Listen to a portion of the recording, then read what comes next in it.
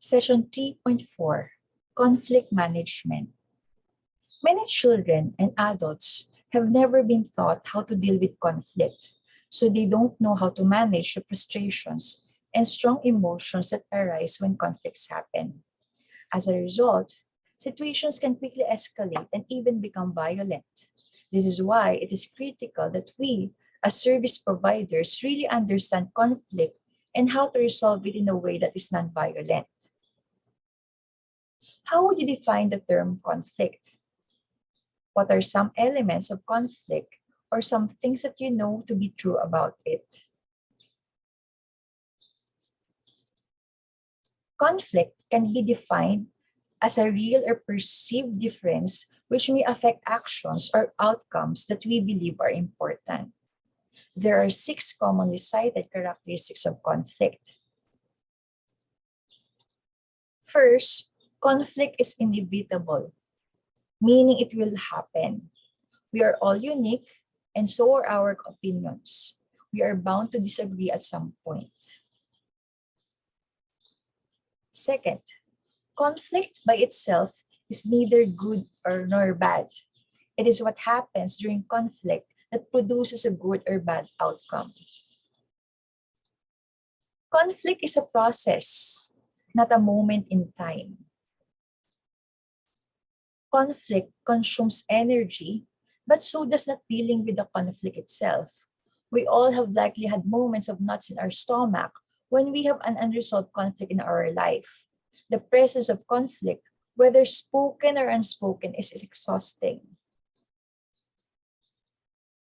Conflict has elements of both content and feeling.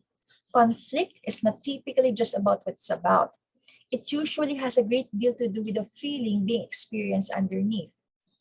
For example, two people arguing over whose turn it is to take out the garbage are likely in conflict over not feeling valued and respected rather than the actual task of taking out the garbage. In conflict, everyone has a choice to be proactive or reactive. The more proactive the person is, the less violent the conflict since situations are diffused before the matter becomes major. So what do you think about this list? Do you agree with the 6 characteristics of conflict?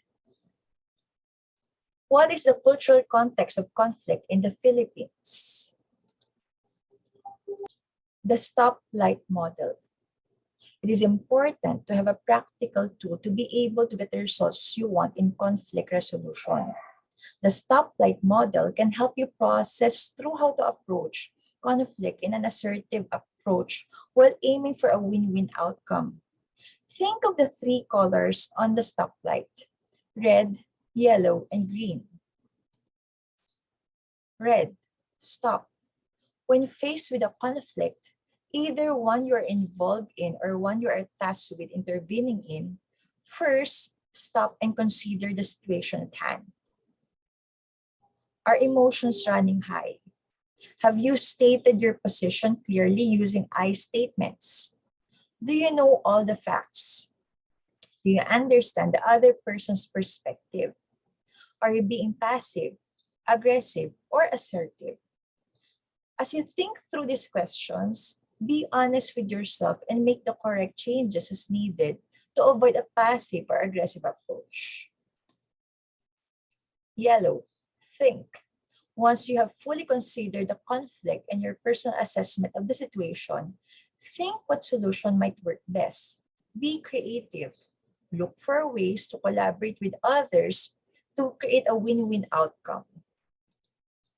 Finally, green, act. The final thing is to act. Try out the agreed upon solution. If it doesn't work, try again. Most resolutions to conflict take time and effort, with a great deal of communication between parties. Case analysis. A service provider hears a rumor that one of the survivors in the home is calling her bad names and spreading lies about the service provider to other survivors in the home. What would it look like in this scenario to stop? What would it look like in this scenario to think? What would it look like in this scenario to act? What do you think the consequences of not stopping, thinking, or acting would be? How might conflict actually be a good thing in this scenario?